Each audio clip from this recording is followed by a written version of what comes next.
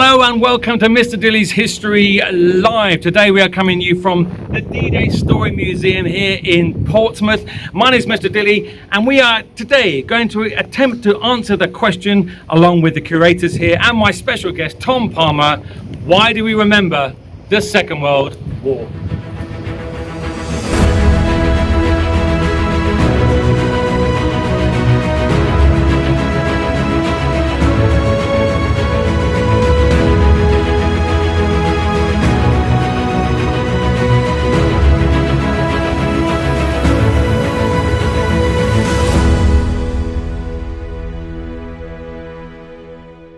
Okay, so here we are inside the D-Day Story Museum itself here in Portsmouth, and I'm here today with Andrew Whitmarsh, who's the curator here at the museum. He's going to be showing us around some of the artefacts to help us kind of answer the question, why do we remember the Second World War? So Andrew, lovely to have you here. Thank you very much for joining us today. So what are we going to be looking at first of all? So tell us a little bit about what this is, and for those who don't know, what actually D-Day itself is. What does this map show us over here? Well, so starting where we are, so the D-Day Story is a museum that tells the story of the D-Day landings in Normandy in the Second World War. And D-Day was the 6th of June 1944, and as the map shows here, when the Allies landed in Normandy in northern France, starting from the south coast of the UK, and that was the start of the liberation of France and would eventually lead to Allied forces advancing into Germany, defeating the Nazi regime there, and ending the Second World War. So when was it and what was at stake? So it's 1944, so the Second World War,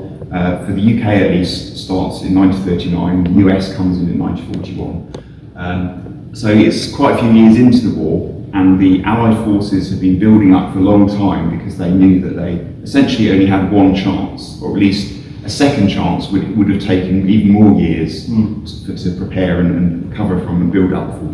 So there was a lot riding on this one day, and that's why even today people quite often use the word D-Day not to mean this landing in Normandy, but a sort of really decisive moment when there's a lot riding on it. So if you look at this map over here, because sometimes you forget how close we are to France. So obviously France was occupied by Nazi Germany.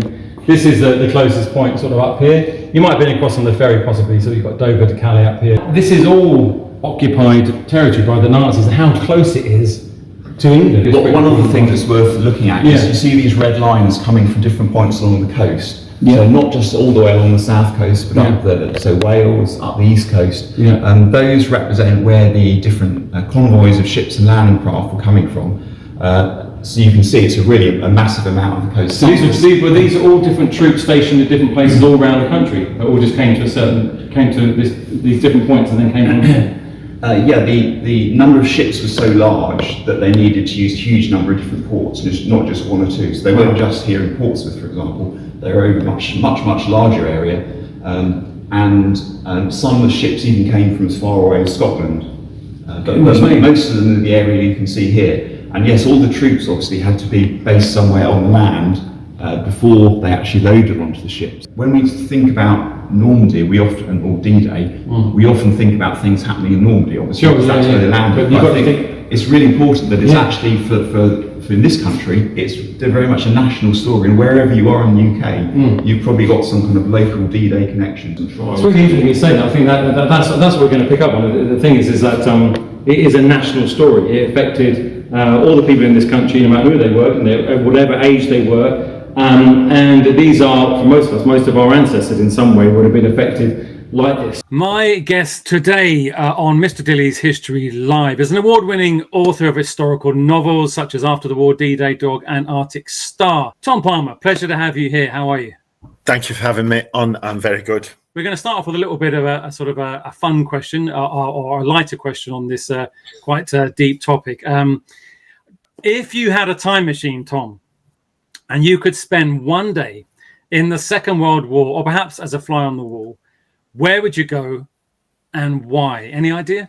Like looking at my books and thinking of my characters, like the young men who were in the Navy and the Army and the Air Force, and like the young men, women who were working in loads of different roles in the war. Probably the moment of liberation. I'm thinking of Audrey Hepburn in Resist when the Netherlands is liberated from Nazi occupation, or in the concentration camps where the characters in my book after the war, they're liberated and they've got a chance they might not starve to death after all. That moment of liberation and knowing that it's over and there's a tiny bit of hope. Just, and like a lot of them, they wouldn't have been jumping around for glee. Like there was massive challenges, but it was the beginning of the end, and that moment of liberation would have been, and like you could go and look at all sorts of stuff like D-Day, couldn't you, and watch all those sorts of things. But just to be with a family or something like that, like a family and a child, a young person, when they realise it's over, the emotion would be colossal, wouldn't it? What about you? Is Churchill's war rooms, I think being a fly on the wall there and seeing that'd be good. Seeing how they did that, but also those crunch moments, like sort of for D-Day, but also the moment sort of in 1940, seeing in the darkest days in the war when Britain was very much on its own, seeing that in action, but also sort of knowing that it works out eventually. The war would have been quite good, and I think that's what we forget about the war, is that at the time it could have been something that's just gone on for years and years and years. And that's what I find really interesting when I'm researching a book, is you can read the history books and they're written knowing that it all finished and that. So I find like a really good source, and even testimony of people who've been through it, they know it's finished. But reading newspapers of the time, they don't know. You assume Britain is going to get invaded. That's what everyone thought in 1940, 41, and like that. And like we read history books and we know they didn't. But if you read the newspapers of that time, you kind of know you're going to get invaded, and it gives you such a different vibe. And we're bringing alive the D-Day story, World War II, but also the people involved in that. And there's lots of different artifacts here in the museum that kind of highlight that. So what do we see here? Well, there's one particular thing here, which is actually a vomit bag, which was supplied to the troops. And the reason that was done, because the crossing was likely to be quite rough, the sea crossing over from the UK over to Normandy. So they were supplied with these bags because they might have been throwing up. What's the sort of average age of the men on these landing craft, roughly? What was it? A lot of them are very late teens or early 20s. It's incredible. But they would have had some men there who were a bit older than that as well. Yeah, sure, yeah. With a range of different experiences. But some of them might have only, say, been in the army for maybe about a year, so they've just gone through their training. Another quite unusual piece here is this. You see this tin, which at first glance, Heinz oxtail soup. You know Heinz soup. Heinz oxtail soup. Yeah. It isn't perhaps that sort of surprising. But if you can see at the top of it, and that was the little circular piece in the middle that you pop off, and underneath that there's a wick, and if you light that, it actually burns. And so this was good planning on the part of the Allies, because they knew that a lot of these troops, as we were just talking about with the vomit bag, could have been feeling quite worse for wear. They probably quite cold. Yeah. So this was a way of they didn't need to start a fire or anything, they just needed a match to light this. Isn't that amazing? But the really important thing to remember was that before you did that, you had to make punches and holes in the top of the lid. Otherwise, the tin of soup could literally explode. Exploding soup, just what we need, all this and exploding soup. And the other thing that people talk about is if they were in this kind of area on the seafront in Portsmouth, where we are now, you can see out over the Solent, which is the sea between the Isle of Wight and Portsmouth. And for a long time before D-Day, that had been full of ships and landing craft all anchored there waiting. And then when people woke up on the morning of the 6th of June, they'd all gone. And then pretty much everyone realised it was a really big moment. There was a lot riding on it, and that everyone was going to play their own part in the operation. So whether they're flying in an aircraft, whether crewing a ship, whether one of the soldiers who's going to land, or indeed people who were based in this country and supporting the operation. It's very much all these different parts of the Allied plan, all the different people. All working together. Okay, let's go through. So what else can we look at? In the research for a lot of your books, and you mentioned local newspapers there, did you manage to find copies of sort of local newspapers and actually to sort of see what the headlines were during that particular time? Yeah, so when I wrote Angel of Grasmere, which is set in the Lake District in 40 to 45, I went through all the Westmoreland Gazette in Kendal Library in the Lake District, and went through like all the articles about what was happening, like, you know, like men who weren't coming back because they'd been reported dead, how to prepare for invasion, all, you know, all the things, and like with no idea that invasion would not happen, which it didn't, because it didn't play out that way. But, and it's like you're reading it in real time, and for me, it's the only, you know, like it's such a good source. Get a newspaper article. If you're studying something in school, get a newspaper article from that period, from that time, that day that you're doing, from the place you're doing it in, and you'll feel the fear and the caution of how people are feeling. It's I mean, it's horrible, but it's kind of a really good way of putting yourself in that position. The threat of invasion was real. I mean, it wasn't kind of sort of like, oh, it could happen. It was it was completely vivid in people's consciousness and everyday kind of the way they operated, wasn't it, in terms of that? It should have. I mean, it should have happened if Hitler made like sort of big errors and then big decisions. That, you know, he swept across like most of the other countries in Europe. He should have been able to invade this country, but he made errors, and obviously like the Battle of Britain, and we started to fight back. But he could have, and everyone thought he would do. When you read those newspapers, when you actually listen to people who went through it. It's fascinating, and I think it really helps, like, because you can read the big history books which tell you about the machines and the famous, you know, the powerful people and the great battles and that sort of thing, but actually reading how one person sitting in her house feels on a dark night when she can hear the drone of the planes coming, the bombers, it really helps you understand what it was like to be in that, and to be honest, what it is like to be in that now in the wars that happen. Sure, and there's this dummy here, this parachute dummy. So you can see the parachute behind it. This is known as a Rupert, and this is a clever invention by the Allies to confuse the Germans as to where the airborne landings were happening.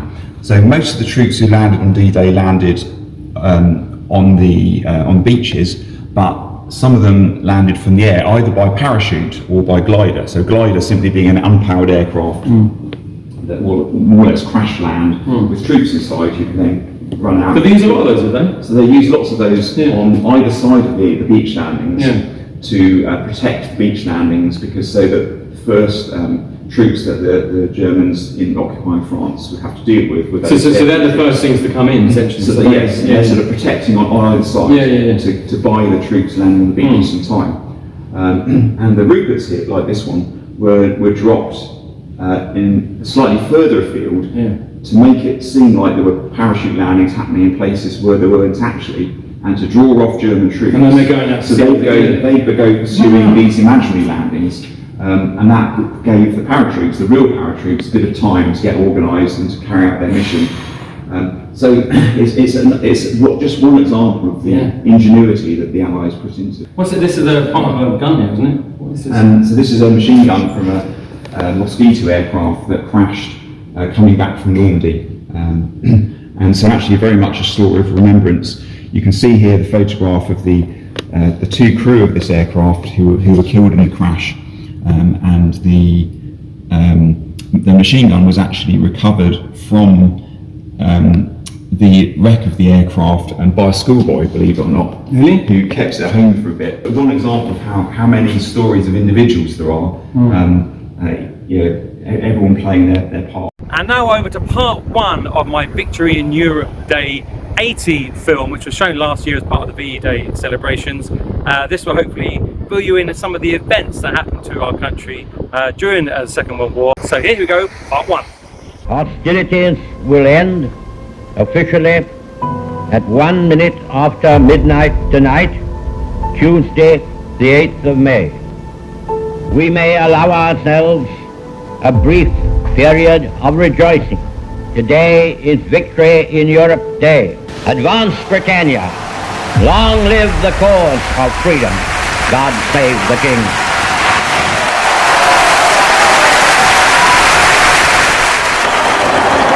Of course, I haven't been on leave long, and I'm at home with my wife and my kids, and on the wireless we hear Churchill saying the war had been over.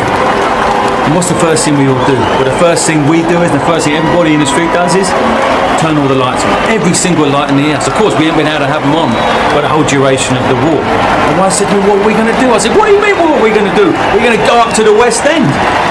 We're going to celebrate with everyone else. And of course, when we get there, we have to force our way through. There's thousands of people there, crowds all over the place. We've just been up in Piccadilly. There's cars beeping their horns, people climbing on the roofs of cars, climbing up lampposts, singing, and there's people flying flags everywhere, bunting everywhere. It's the most incredible sight. The war is finally over. We finally made it.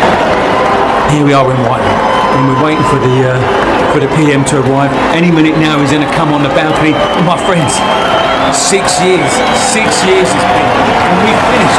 We made it. We won. You will now hear a statement by the Prime Minister. I am speaking to you from the Cabinet Room at 10 Downing Street. This morning, the British ambassador in Berlin handed the German government a final note stating that unless we heard from them by 11 o'clock, that they were prepared at once to withdraw their troops from Poland, a state of war would exist between us. I have to tell you now that no such undertaking has been received, and that consequently this country is at war with Germany. We are in Whitehall in London, waiting for Churchill to make an appearance up there on the balcony, and here he comes! Here he comes!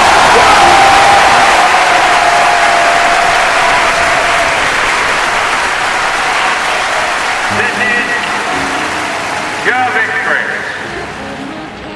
Victory of the cause of freedom is every day.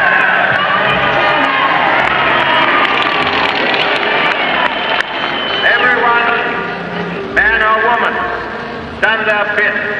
Everyone has tried, done a bit. Neither the long years, nor the dangers, nor the fierce attacks of the enemy have in any way weakened the unbending resolve of the British nation. God bless you all.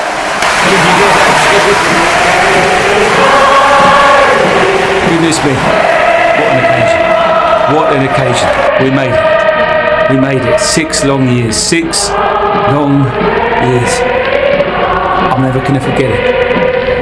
Quite feels like the clouds are going to come down. This is for you, lads. This is for you.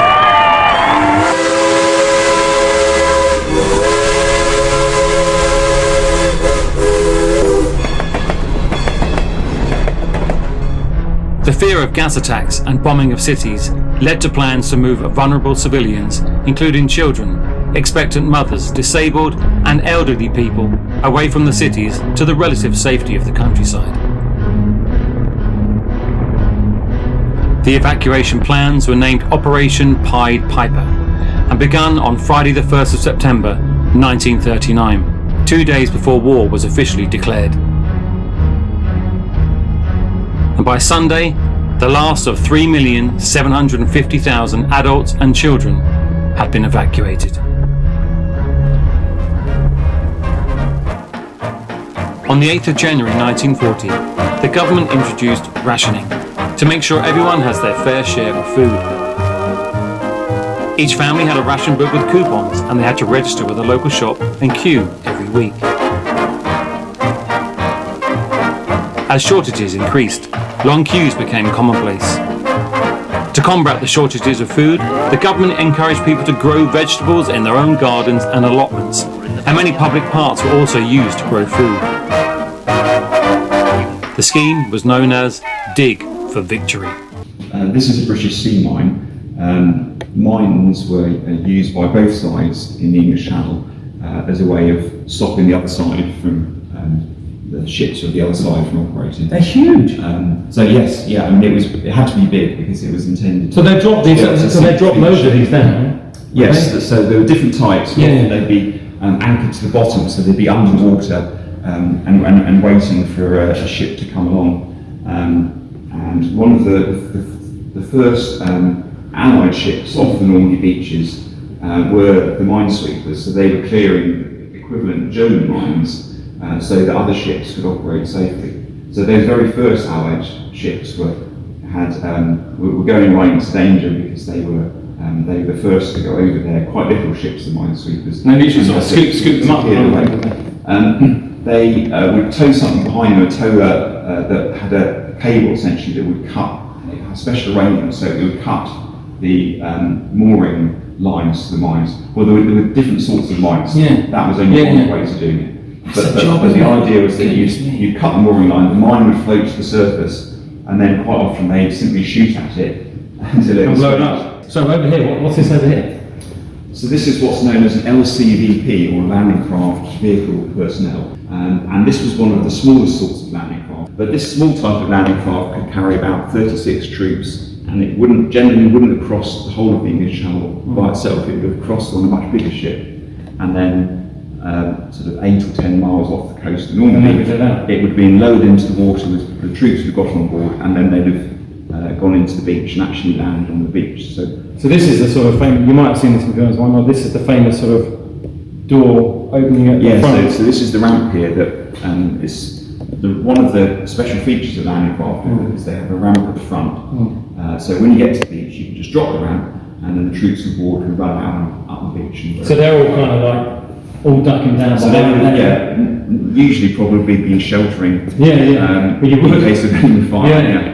So this is all getting shot by the Germans. They've got guns all the way along the coast. And it was a world war. And I think one of the things I've not done well, which I'm trying to do better at, is cover other elements of the war. Like obviously Europe, it was massive, but it was happening in other places around the world as well. And just to be more conscious of that. And I think for me, that's where I need to learn. I need to be more aware of what happened around the rest of the world and not just focus. And you can focus on Hitler.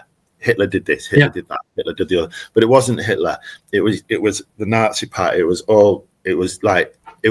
Germany as a country, and it was all the other countries that who some people accepted occupation, some people didn't, and the ones who did accept it helped the downfall of their countries and of their people who suffered. And it's and it would have happened in this country if we'd have got invaded and occupied. Lots of people would have collaborated with the Nazis, helped with the extermination of the Jewish people, etc., etc. Just because we didn't get invaded, we didn't get, I don't know if it's the right word, tainted by that, but it would have happened, and it happened in other countries too. Looking about what life was like for children in Britain during the war, what are your books and sort of research tell us about how children coped, with that experience? So I'm working on a series of 3 books at the moment set in Cornwall during the Second World War, and I'm doing the first one at the minute, and like what the experience was like for children in vaguely sort of rural places. It was frustrating because they weren't allowed to do things they wanted to do. It was exciting. The children got to go and look at bomb sites and pick up bits of shrapnel, and which is like a part of a bomb which has come off as like a sliver of metal. And so it was exciting, but it was also, they had lots of children coming from London to live in Cornwall, and they used to fight with them because they were taking their whatever they want. They were in competition for stuff. And then you've got the soldiers, suddenly you've got a beach what you're used to playing on, and suddenly it's got concrete and barbed wire on it, and so your life's turned upside down. But there is, in the sense of research that I've done, there's always this sense that you still had a childhood and you still had fun, but you kind of wanted to do your bit as well, and that there was sort of a sense of, we're going to grow our own food, we're going to hunt for rabbits to eat for meat so that we've got something to eat on the dinner table. So do you think it caused, I mean, not in a bad way necessarily, children to really grow up fast. Yeah. But and also like the trauma, like you know, someone in your family is going to be away. Yeah. Someone in your family is possibly going to be killed, and you know that they might be killed, and also you don't really know what's going on, because like looking into it, like parents aren't telling the children everything, the newspapers aren't telling the people everything. There's things being hidden. So who do you trust? And then you start to suspect people and spy on them because you think they're the enemy. And it's just but it's kind of like, it's both frightening and exciting for children who are living in the UK, you know, who are living in Britain. Obviously, it's really, really different when you get occupied by the Nazis and they are starving and murdering people. But talking about British children, there was two sides to it, and I think that's why a lot of children's fiction set in the Second World War is so popular and engaging, because it's kind of like an adventure with real danger. What can you show us here? So here we've got a different display case for each, or sometimes two for each different beaches. And so this particular one shows Omaha Beach, and it's this was one of the two American beaches, and it's featured in the film Saving Private Ryan, so people quite often know it from that. And the casualties there amongst the American forces landing were particularly heavy. So this here is a lifeboat that the troops wore, so that if they ended up in deep water, you could basically activate it so that it would fill up with, there's gas canisters, so it would fill up and give you support in the water, so you'd help you float. So it's like a life jacket essentially, but as a belt. Yes, it would go around your waist. And here is a German machine gun. So these are the things that they would have been running towards, basically, would it? Yes, the German defences on all the beaches, not just on Omaha Beach, were based around different weapons firing, so that they sort of lines of fire crisscrossed. So there was, in theory, there was nowhere for the Allied troops to hide. And beaches, as you know, as we all would think of them, are quite open spaces generally. So the Allied troops had to just cross this dangerous area as fast as possible, and the Germans had defences like things like barbed wire to stop them getting off the beach, concrete bunkers to keep the German troops. Well, they actually got through it. So these the defences are on the beach themselves. So they've got the barbed wire across the beach, and they're just behind the beach. So things like barbed wire would often be at the back of the beach, and there are also obstacles in the water to try and sink the landing craft as they came in. Andrew's talking about the landing craft here and the door opening. I don't know if you can pick this up, but there's a quite a famous photo here, if you can pick it up. Is this actually from the day on Omaha Beach? Yes, that shows one of the types of landing craft, like the one we've got, we were looking at just now. So it's a view from inside the landing craft, looking out. You can see the ramp, and then beyond that, the troops who've just come off the landing craft, wading through the water. How many people are we talking about here that sort of were landed? You know, what's the numbers? You know? So on D-Day, it's over 130,000 troops who land on the beaches, and then I think it's 27,000 who land by parachute, by glider from the air. So in total, it's over 150,000 Allied troops who land just on D-Day, that one day. So it's one day? Really a huge number. Goodness. But then that's only the beginning, and then then they keep on coming until eventually it gets into the millions who start landing, because the Allied forces are so huge, and then they're advancing out of Normandy over the later months and further into France, liberating France.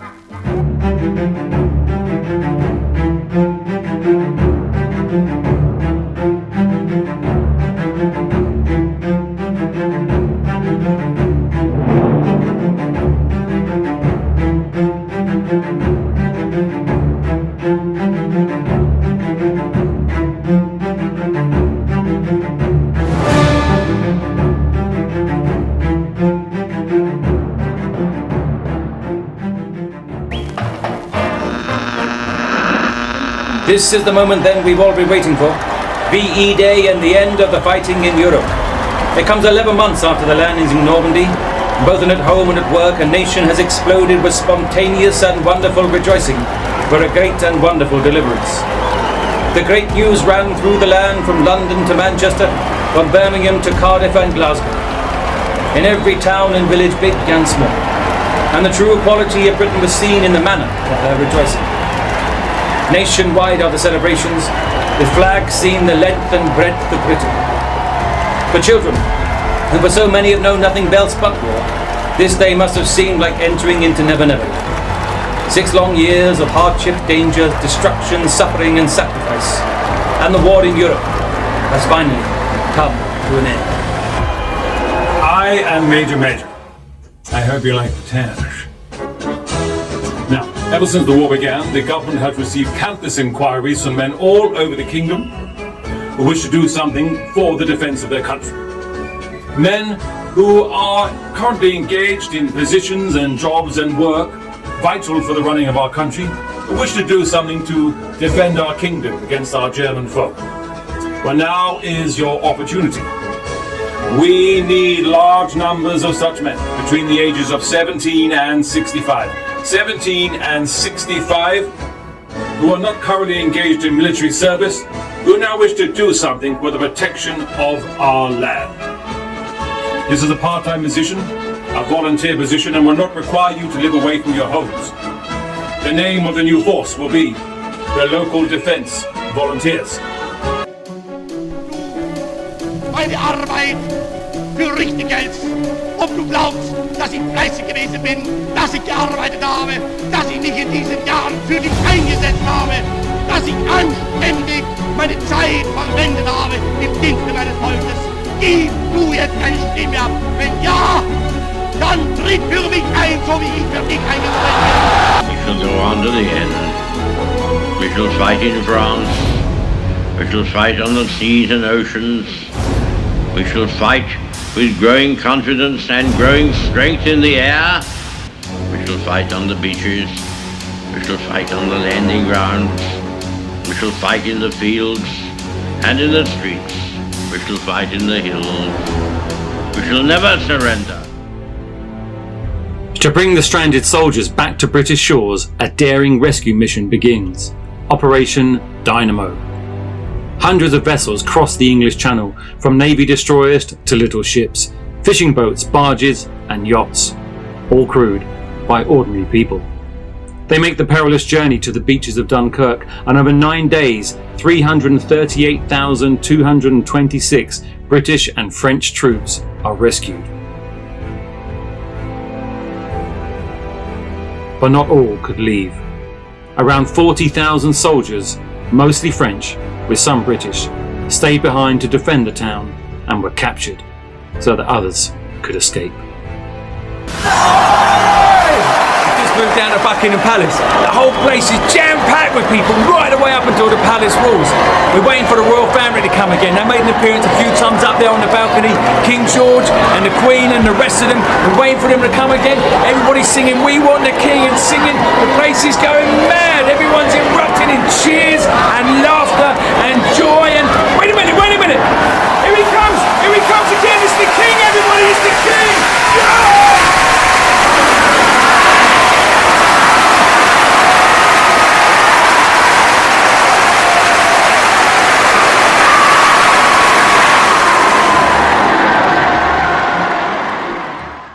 Follow me this way. Here we go, let's go through.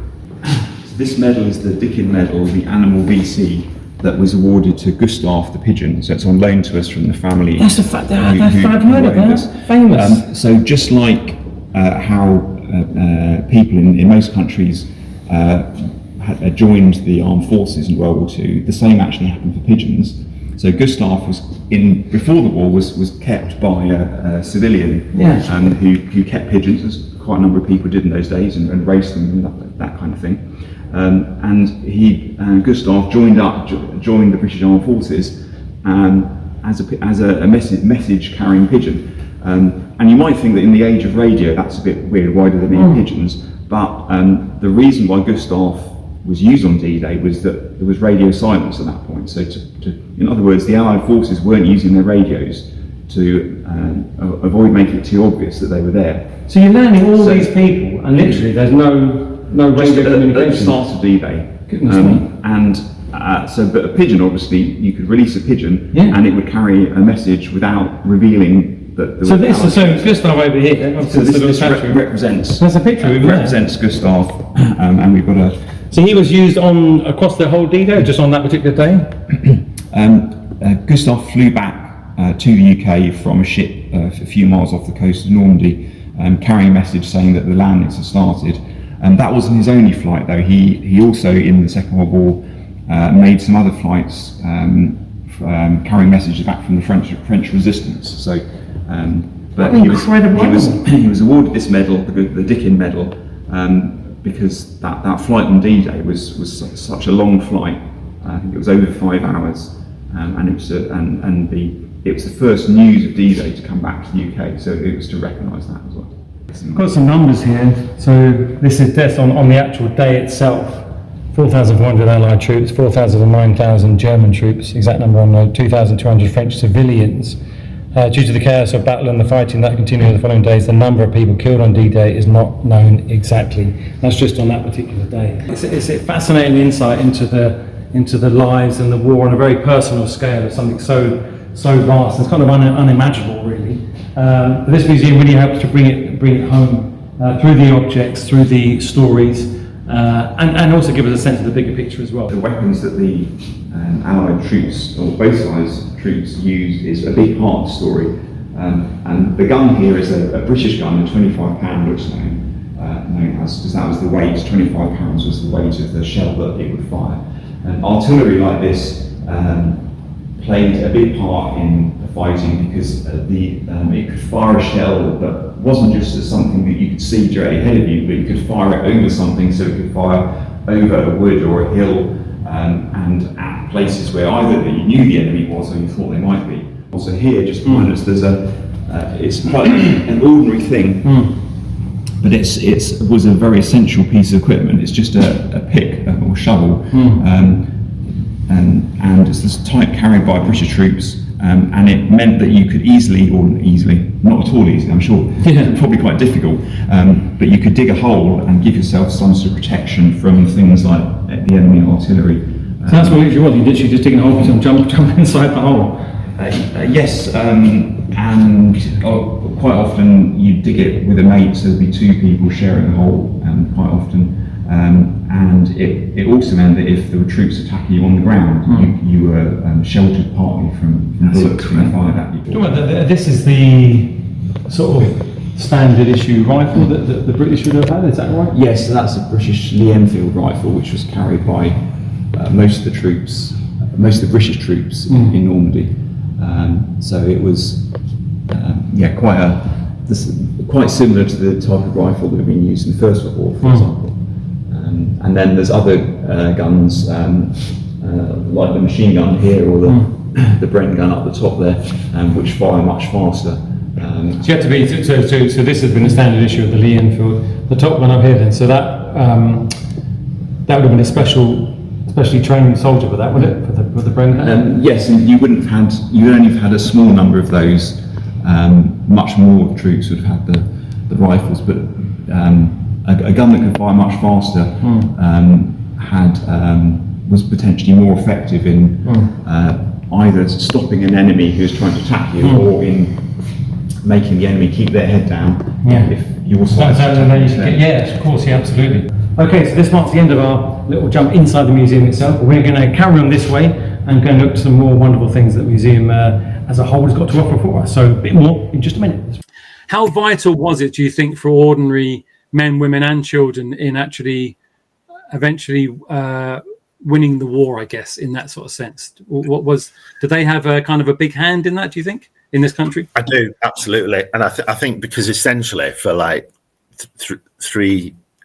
more than 3 years of the war, we were under siege. We're in Ireland and we're surrounded by sea.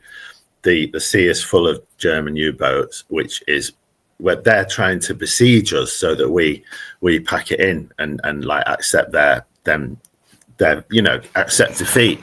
And so so that like lots of people, like farms and factories, like as in the First World War, were like run without the women coming and running those in the traditionally sort of men's jobs in farms and engineering and stuff like that was massive. We would have lost. We would have been, the siege would have been successful for the Germans. Sure, absolutely, without that, and lots of other instances like food, like growing your own food and rationing, going without all the things that we're used to now. Like most of us can get our hands on like a sort of a Mars bar or a Whisper bar or something like that. But then it was like rationing. It was like giving up loads of things, and then support young older children looking after the younger children in the families.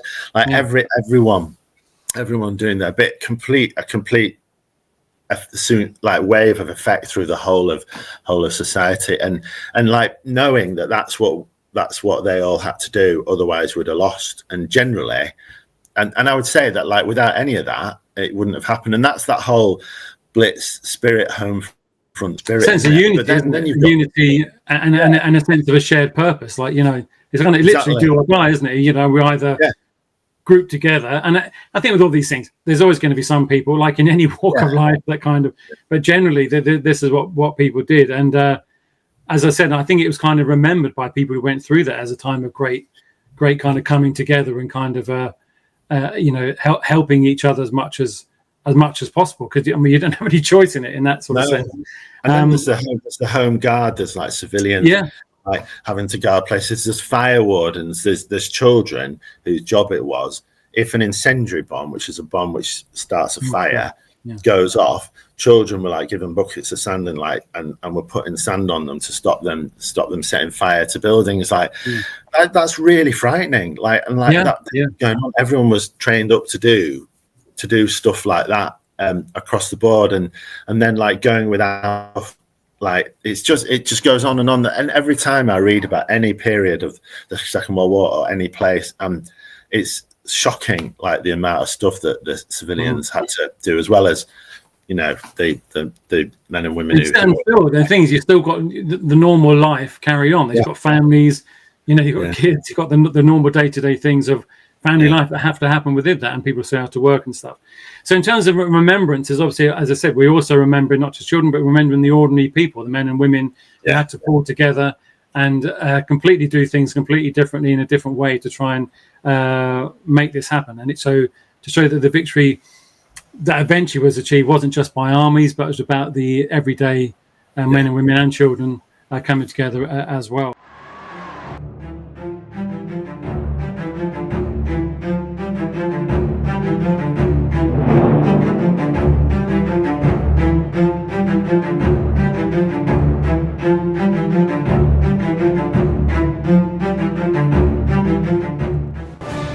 In July 1940, Churchill set up the SOE, Special Operations Executive. His aim was to set Europe ablaze. 60 training camps were set up across the UK, and SOE agents, both men and women, went into enemy-held territory as spies to conduct espionage, sabotage, and reconnaissance. It was very dangerous work.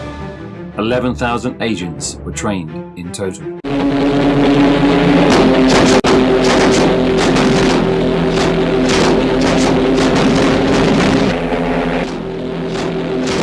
France had been conquered. A German invasion of Britain was imminent. For a successful land and sea attack, Hitler needed to first gain air supremacy. From July until October 1940, the RAF fought the German Air Force in a raging battle over the skies of southeast England. The pilots and crew were exhausted and stretched to the limits of their endurance, but continuing and winning was of desperate importance.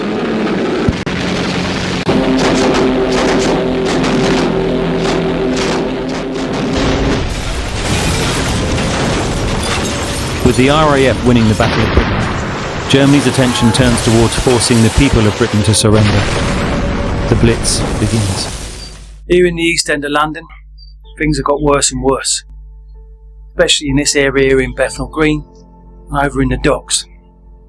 We work in a team of 6. We help keep the people here, much as we can, safe from the bombing raids. And as you know, there's a bombing raid every single night now. We help the people get to the safety of the public shelter, and my job is also to help the emergency services after a raid, and also to check for any damage and help get any people out that have been caught under the buildings and rubble and debris that's fallen down. Another important job of mine is to enforce the blackout. The blackout is very, very important. We can't have one sliver of light coming up through any single window at night time.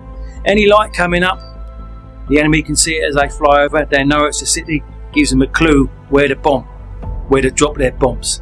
So we've got to enforce the blackout. Remember, don't even strike a match at night time outside. No light whatsoever. No street lights, no car lights, no light coming from any source at all here under my watch. September the 7th, 1940. That's a date that will live with me for the rest of my life. All hell was let loose. My boy, my son, we'd had him evacuated at the start of the war, keep him safe from the bombing. But there weren't no bombs falling. The phony war, we called it. So we brought him back. No sooner we brought him back when the bombs did start falling from the sky. It was a lovely hot summer's day just a few weeks back, and we were all out making the most of the hot weather. Little did we know that just the other side of the channel, preparations were being made for the biggest attack on Britain since the bleeding Spanish Armada. We saw the planes coming from a distance. 1,000 of them must have been 20 miles wide. Fighters and bombers. Hundreds and hundreds of little blackbirds. And as we watched, we saw the bombs falling from the planes. Not one, not two, hundreds and hundreds of tiny little black specks falling down. My boy, my son, he was frightened. So was I frightened, so was me, so was my wife. Over 9 hours, hundreds of tons of high explosive and fire-making incendiary bombs rained down upon us. We went inside our air raid shelter. The government had given us, everybody who had a garden, an air raid shelter called an Anderson shelter to erect in their gardens, just to keep them safe, try and keep them safe in the event of a raid. If you didn't have an Anderson shelter, didn't have a garden, you could have something called a Morrison shelter, just like a metal steel cage that you could put inside your living room. People use it as coffee tables, you could sleep inside them. If your house did fall down, it fell on top of the shelter, and hopefully you were kept safe inside. But there we were in the shelter. We put our coats on our heads just to try and deafen some of the noise coming down. Guns and the bombs just kept raining down, dreadful noises and crashes, and I peeked out. The sky was orange. Orange it was with fire. It just went on and on and on. Bang, bang, bang. The whole of the earth was shaking. I thought, my God, where to stop? When the silence finally gave the all clear, 4:30 a.m. the next day, thousands of us Londoners emerged from shelters to see scenes of just complete devastation and ruin. Homes, schools, workplaces, everything bashed down to the ground by the bombs. And maybe we were the lucky ones. Hundreds didn't live to see that morning. It was a long and terrifying night. And we've had many more since. We're not just here in London. Over 16 major towns and cities across our nation have also endured nightly bombing raids. Birmingham to Belfast to Southampton to Portsmouth to Cardiff, many more. One of the worst cities I've heard is Coventry. One night the whole city's been knocked down to the ground and burnt through with incendiary bombs. The army has taken the battery in France. But the RAF stopped the Germans coming. They stopped an invasion of this country. So now, my friends, it's our turn. The turn of the British people. To prove our spirit. To prove our spirit in the face of the enemy. We're never going to give up. We're never going to surrender. Courage. We're now outside the museum and we've got this incredible spectacle here. This is obviously one of the landing craft used in the D-Day landings, and we're going to go on board the deck of this landing craft. Andrew's going to tell us a bit more about it. So this was on what beach was this used on? This landing craft was at Gold Beach, and the troops of Harrington weren't going to capture the beach. They were coming on once the beach had been captured and to continue the advance inland. And they were planned to land late on D-Day. They actually ended up landing on the morning of the next day, on the 7th of June. Okay. But this landing craft was off the coast of Normandy, off Gold Beach, towards the end of D-Day. And it carried 10 tanks, so now today got 2 on. So the view on D-Day would have been very different. It would have been completely chock full of troops. Yeah, so how many troops have you had? You got 10 tanks and... about 45 soldiers who were operating the tanks. And then the landing craft itself had 12 crews, 12 men who were operating it, who were in the Navy. Toilets? Tell them a look at the toilet. There we go. There we go. So this is literally, there we go. There's the toilet. So there's 2 toilets for the 45 troops. And this is important because they were in on board for several days. They weren't just on for a few hours doing a bit of crossing. They'd been on this landing craft for, it varied depending on the circumstances, but maybe 3 or 4 days, that kind of time. There's no cabins for the troops further back. They were just in this space alongside the tanks. So it was really very basic. So they were just exposed to the elements sitting here on the ground? These landing craft had to be as simple as possible so they could build as many as possible. And that meant there wasn't space for cabins. And so this is it, so they're basically here, so this is their washing facilities here, sitting down here, toilet there, on board the ship. This way, very exciting. In fact, it even says, this way, we're going this way.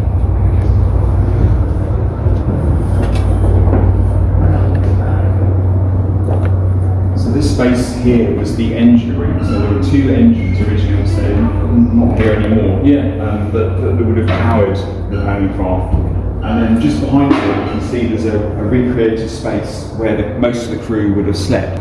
And so you can see the table here where they'd have eaten, and then the hammocks slung up there, which is where they'd have slept in. So literally, I mean, as you said, there's really no space for the crew, is it? In a sense, they just kind of rammed into the corner. It really is pretty basic. So it would have been really quite uncomfortable.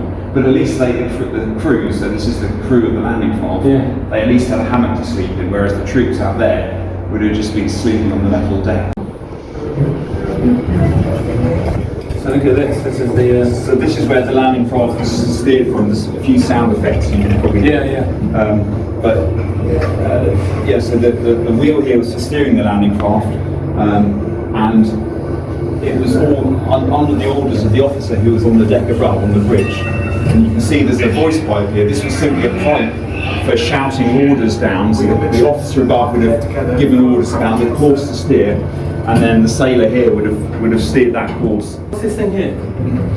That's another voice pipe. That's to go down to the engine room to communicate with the people down there. So basically, he would shout down to here, and then he would shout down to there. And you can also see here what's known as the engine room telegraph, and this shows to how you can alter the speed of the engine. Oh, well, he's got something. That's great. So the officer above would have given the orders about engine speed, and then it could be moved on here to change the engine speed, and that was a signal down below to the engine room, where the crew there would have made those changes. So this is the captain's cabin.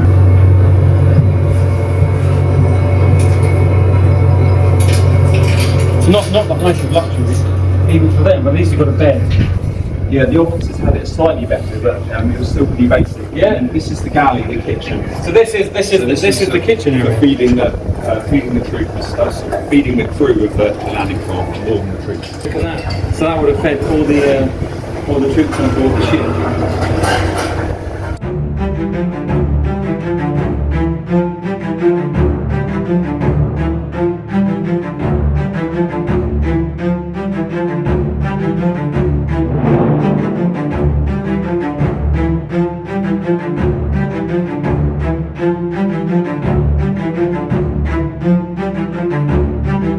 On the other side of the world, on the 7th December 1941, Japan attacks the largest American naval base in the Pacific, Pearl Harbor, in Hawaii. The next day, America declares war on both Japan and Germany. By January 1942, the first American troops start arriving in England.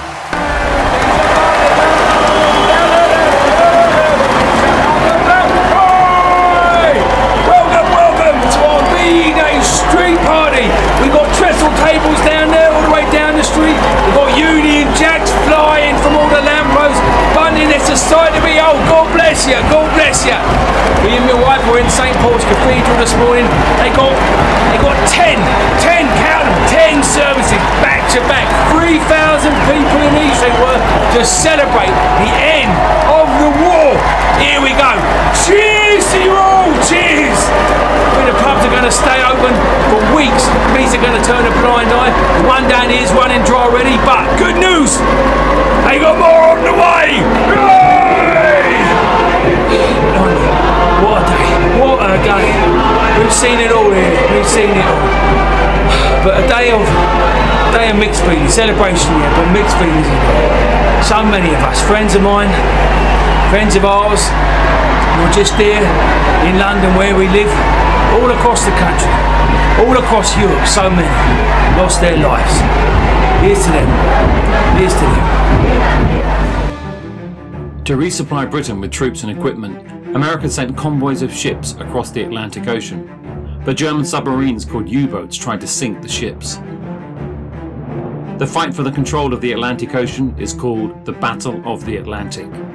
The losses in the battle were staggering, but by the middle of 1943, the battle had finally begun to turn in the Allies' favour. I've got to tell you something, mate. Apart from the mixed feelings, I'm glad there are a few things. I won't be needing this anymore. The bleeding gas mark, I've been taking that with me everywhere for the last 5.5 years. The government gave out 40 million of these things, thinking the Germans might drop, well, as well as bombs, but poisonous bombs on us, just like they did in World War I using over there. But luckily we never had to use it. So, be saying goodbye to that little beauty. Also over here, my daughter, she got evacuated at the beginning of the war. This is her evacuation case. Horrible times, never got hold of her. She was gone for months, staying away from her by letters. So, saying goodbye to that as well. And I like to be saying goodbye to this, me ration book, but apparently ration is going to be here with us for some time yet. But not to worry, my friends. Happy days, days of celebration. This is a big, big cheer again. Big, big cheer. The children are playing around us, telling jokes. We're singing, the war is over. Peace is here for the first time in years. Cheers. Lisa Mama Brown. Lisa Mama Brown. La la la la la la la la. Lisa Mama Brown. Cheers. D-Day is something that features prominently in, especially one of Tom's books called D-Day Dog. And D-Day Dog, my book, features a paratroop regiment who landed behind the German lines before the D-Day invasion that morning, and it includes a dog called Glenn, who was there to help sniff out bombs, sort of mines buried under the ground. And it's a story of how a dog called Glenn was involved in liberating Europe, and it was a key moment in the war. Without that, we wouldn't have got feet on the ground, and Europe would have remained occupied until we did. Glenn was a real dog. Yeah. Glenn was parachuting German Shepherd, ironically, and he was parachuted in, and so basically, like before we invaded the beaches, the Americans, British, and Canadians, and others. Bridges had to be taken control of, major gun emplacements had to be sort of shut down so they couldn't fire on the beaches. And so Glenn and Emil, his handler, and that regiment, they invaded. They dropped in and were supposed to put one of the big guns called the Merville Battery out of action. It didn't quite play out how they wanted to, but in the end it all worked out for everybody, but not for certain individuals. The D-Day was the largest sea, air and land invasion of history, throughout history. Yeah. But it was by no means guaranteed. Yeah, they pushed the Nazis back, but there were a few stumbles on the way that could have halted their progress. One of those, just to sort of link to your other book, which you mentioned about Resist, which is an actress called Audrey Hepburn as a girl in Holland. Have I got Yeah. that right? In Holland. Like where Audrey Hepburn lived, in a place called Arnhem. They dropped in loads of paratroopers to try to take that area, and it didn't work. It didn't work, and it backfired. So they thought they were going to be liberated, and then they weren't. So you kind of get all excited, and then you weren't. And then it took another few. I think that was October 44, and they were liberated in, was it May 45? I need to check my records. My memory is shocking. It might have been a bit earlier, but it's like it was a while though. When it's a period of time, wasn't it? Yeah. There. God, exactly. And the Germans got more and more as they were retreating. They got more and more brutal, and they stole like all the food, like loads of food from the Netherlands. So thousands of people in the winter of 44 to 45 starved to death in the Netherlands, and Audrey Hepburn nearly starved to death because the Germans stole all the food from the countries that they'd occupied. So they eating tulip bulbs. Have I got that right? Yes. So like they a lot of them survived by eating tulip bulbs, which you could eat. You could fry up like an onion, or you could turn into flour to make bread, as far as I remember. So and they knew, because you might have tulips in your garden or a park near where you live, and you kind of know where they're planted, and they knew where they were planted, so they went and dug them up, because that was the only food they could get. And it's just insane, like flower bulbs, So back to this, back to answering our question, why do we remember the Second World War? I think hopefully we're beginning to build a picture of all the people and what they went through, and how important it is to remember the past. Okay, so we are continuing now here at the D-Day Story Museum in Portsmouth, and one of its incredible features here is this enormous embroidery that tells the story of D-Day itself. Now, I don't really know anything about it, apart from it is vast, and I don't know if you can see here, but it stretches all the way around this entire room, all the way over here. It's very, very, very, very big indeed. But we're going to hand over to Andrew. He's going to tell us a little bit about the story of this embroidery, like what it is, who did it, and what we're going to see as we look around the embroidery today. So tell us a little bit about it. So this is the Overlord Embroidery. Yeah. Overlord was the code name for the Allied operations that began on D-Day, and it's 83 meters long, so it really is pretty long, and it starts in the early years of the Second World War. So it's providing the introduction to the events that led to D-Day, and then it gets on to the preparations for D-Day, the day itself, and the fighting normally. But we're still on the early years of the Second World War here. On the left here, for example, we've got the Blitz, so the air raids on the UK. This must be very popular with children to come to see, well, anyone really, but children coming to see this museum, I imagine, because of the, because as I said, in pictorial form, even without even words. I mean, they've got all these amazing, obviously, signage around here, but you can sort of see what's going on and how things move forward through the war, and how things change as we go through. So this is going to occupy Europe. Yeah, so here we've got the German defences in Normandy. We talked about some of these earlier, but it shows them quite well. So things like big concrete bunkers, some of which might have had a gun in. Here you've got some of the obstacles on the beaches that were designed to sink landing craft. And then over here we've got members of the French resistance, so French people who wanted to oppose the Germans, and before D-Day were doing things like providing information to the Allies, and preparing to, when D-Day actually came, they did things like sabotaging German communications, so they might blow up a railway line, for example, so the Germans couldn't use the railways to move troops around. And then on the other side of the channel, this shows the Allied troops preparing in lots of different ways. So you've got landing craft gathering various naval forces. These are British airborne troops, so wearing their red berets, and American troops. So this represents the Allied fleet crossing the Channel. There's a bit of artistic license in the sense that it wouldn't, the ships would have been in sort of narrow channels rather than quite as sort of spreading horizon to horizon as this sort of shows. But it very much represents what it felt like to the people who were there. You can see inside the landing craft. Yes, there, so now we're getting close to the Allied troops landing. And you can see some of the bigger ships that small landing craft, like these ones shown here, would have carried. Here we go. So these are some of the beaches that we spoke about in the actual museum itself. Yeah, so this stretch of different panels here represents the different beaches. So here we've got the American beaches, Utah and Omaha, and then Gold Juno and Sword, the British and Canadian beaches.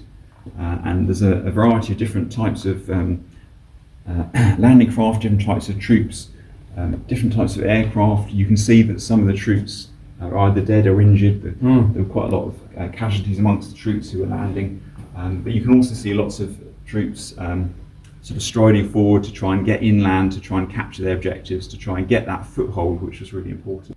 Remember, we're talking here about the Second World War and why we remember the Second World War. And as we go through all this, and by seeing all the people involved from the very top to the very bottom, all different nationalities, it's the people involved. Is just one of the, or maybe the reason we remember it, but also what came after. Now at the end of the battle normally, so the end of August 1944, so nearly 3 months after D-Day, and there's some symbolism in showing these British soldiers marching along the road off into the distance, really making the point that the Second World War wasn't over yet. There was, so it's end of August 1944 and it's May 1945 when the Second World War ends in Europe. So there's a long way to go yet. D-Day, the 6th of June 1944, the beginning of the Allied forces' liberation of Europe from Nazi Germany occupation. Over 156,000 Allied soldiers from the USA, Britain, Canada and other countries land on the beaches of Normandy in France. Codenamed Utah, Omaha, Gold, Juno and Sword. Named Operation Overlord, it is the biggest land, sea and air invasion in history. It was a turning point in the war, leading to the eventual liberation of Europe.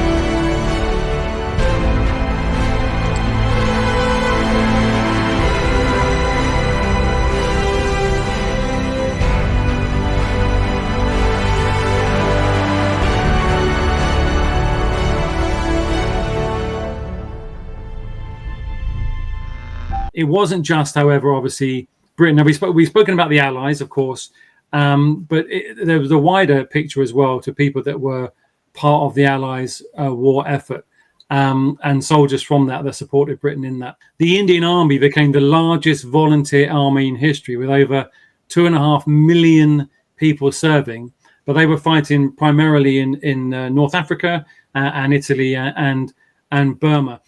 How important is it to remember those wider stories when we talk about the war in that sense? Massively important, absolutely essential. So one of my books is about a First World War Indian lad who comes over to this country, and he's the first Indian flyer in the what became the Royal Air Force, and he put his life on the line. He got shot down, he got shot in the leg, and he came over because he wanted to fight against Germany in the First World War. And there are more books now on what happened in the Second World War, and it's really important to.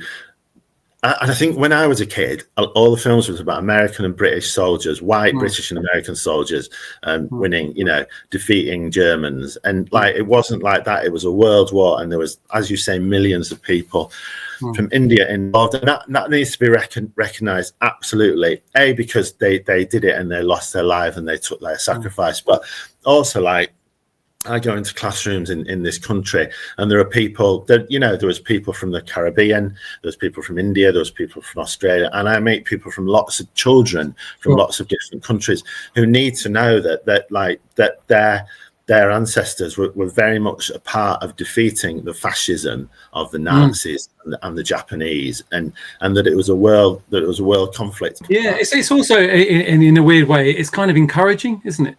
It's encouraging that so many people across so many different countries, so many different backgrounds, so many different beliefs came together to fight one thing. And I just find that an incredible thing to fight against tyranny, and pay the ultimate cost for it. I just think it's horrible, but it's amazing that so many did. And in that sense.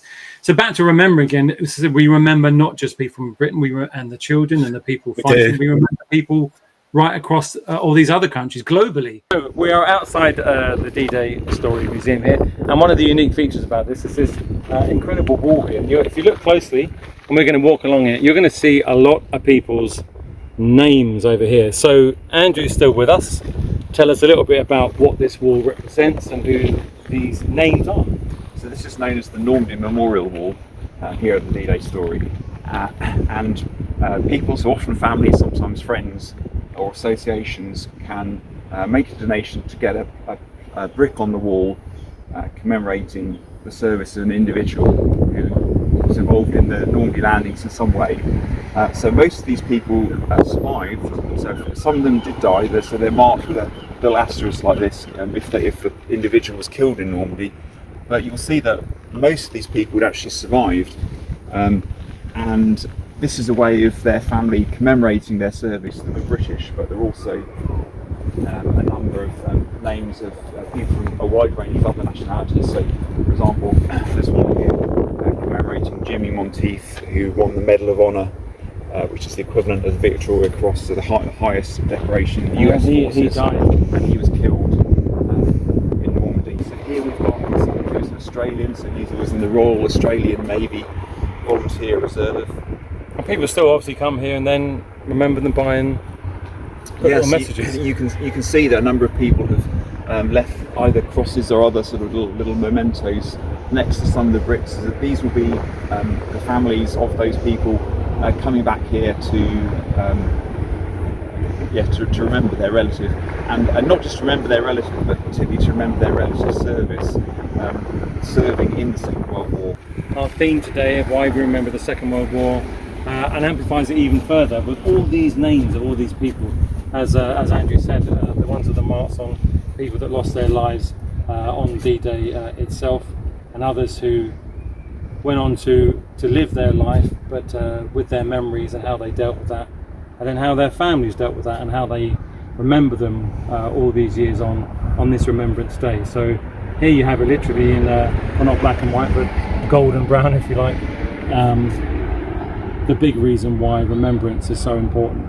Second World War, but all wars on this particular day that we choose to remember them every single year. Hopefully we've answered this for you during the show today. Why we hold remembrance events still, why do you think it's still so important and so meaningful today? Yeah, to go right to the core of what it is. It's remembrance. Remembrance of the people who went to fight, and the people at home, which we've talked about quite a lot. We've not talked that much about the young men in particular who went in the Navy, the Army, and the Air Force, and kind of knew they had a good chance of dying, basically. And they took this massive sacrifice, and like millions of them did die in the First World War and the Second World War, and suffered horrendously, suffered the fear. And even those who lived, and I've written a bit more about like trauma. You know, you survive the war, but you're so messed up physically and mentally that your life is just horrific even after the war is over. Remembering what they did and that sacrifice. For me, it's also remembrance. It's about a reminder that freedom is a very fragile thing, and we should never forget the cost of keeping it and having it, because it can easily go. So I think anyone who sort of fights for that against something that is obviously doing harm to other people, like in the Second World War and some of the things going on now and have gone on throughout history, it's worth the remembrance, for that. And I think it's something we should never take for granted at all, Great point. That's a and it's kind of weird, isn't it? Because every single one of us has got someone that was alive then who was doing something then. So it's all part of us. It's someone, even if you didn't know them or didn't meet them or they died before you were born or whatever it was, is that we all have one of those people or a group of those people that all did something then for better or for worse. It is hard to believe the war is over. Victory has cost so much, and so many have given their lives, and so many have left home to risk everything for their country. So let us not forget, amidst all the street parties and rejoicing, those who will not come back. Let us remember the debt we owe to all the men and women in the services who have laid down their lives, not just from Britain, but from the Commonwealth, Europe, North America and beyond. The war was won by a powerful, universal and global effort. We prevailed because we were united. And let us not forget, for a moment, that whilst the war with Germany has been won, the war is far from over. Our toils and efforts must now be turned to the cruel enemy of Japan, which is still yet to be defeated. We are living in the midst of great events. We know that in the days when war seems remote and far away, these will be historic pictures. They will commemorate those who did so much, those who sacrificed all, so future generations could live lives of freedom. And they will tell these generations how Britain, the Commonwealth, and its allies celebrated on the 8th of May 1945, Victory in Europe Day.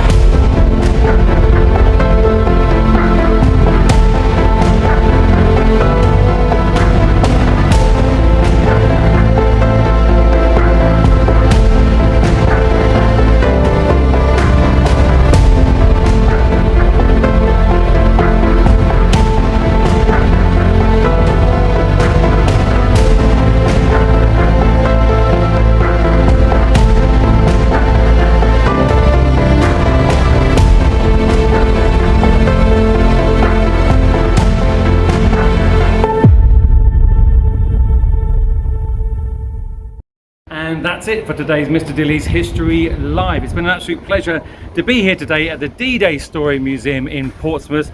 A huge thanks to all the staff here and to Andrew, the curator here. Hope you've enjoyed it, learned an awful lot about why we remember the Second World War and about Remembrance. Massive thanks, of course, to Tom Palmer himself. All his books are available now from all good bookshops. And it leaves me to say, mine is Mr. Dilly, and it's goodbye from me, and it's goodbye from me. Goodbye.